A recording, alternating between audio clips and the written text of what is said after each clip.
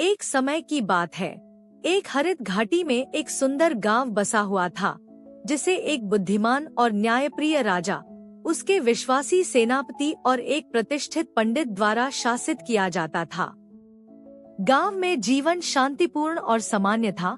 लोग एक दूसरे के साथ और आसपास की समृद्धि से मिलकर रहते थे। एक दिन गांव में एक भयानक समाचार पहुंचा। एक लुटेरी शत्रु सेना उनके शांतिपूर्ण गांव की ओर बढ़ रही थी, लोगों के समृद्धि और शांति के लालच में। राजा अपने लोगों के कल्याण के लिए हमेशा सतर्क रहते हुए अपने विश्वासी सेनापति और पंडित के साथ एक समिति बुलाई, ताकि वे अपने प्यारे गांव की सुरक्षा के लिए एक योजना बना सकें।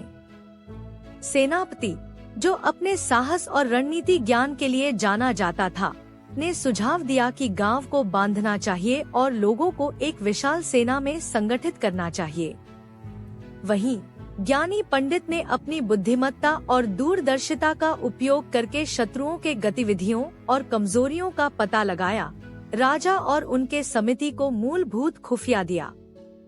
राजा, सेनापति और पंडित के संयुक्त प्रयासों के साथ गांव ने एक तेजी से परिवर्तन का सामना किया, जो एक मजबूतता और निर्धारित निश्चय से भरा था।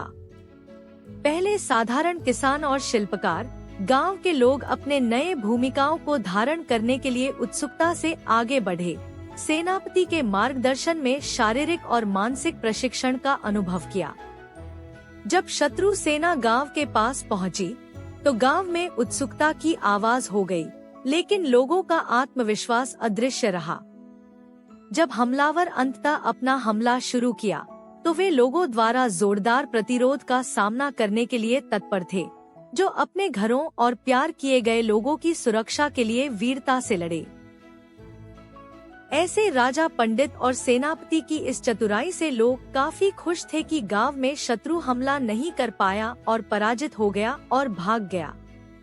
गांव के लोग सब मिलकर राजा के पास गए। उन्होंने राजा की वाह वाह की और कहा, राजा हो तो ऐसा जो अपनी जनता का संकट में रक्षण कर सके और लोगों के बीच खड़ा रहकर उनकी मुसीबत का हल निकाले और उनकी मदद करे।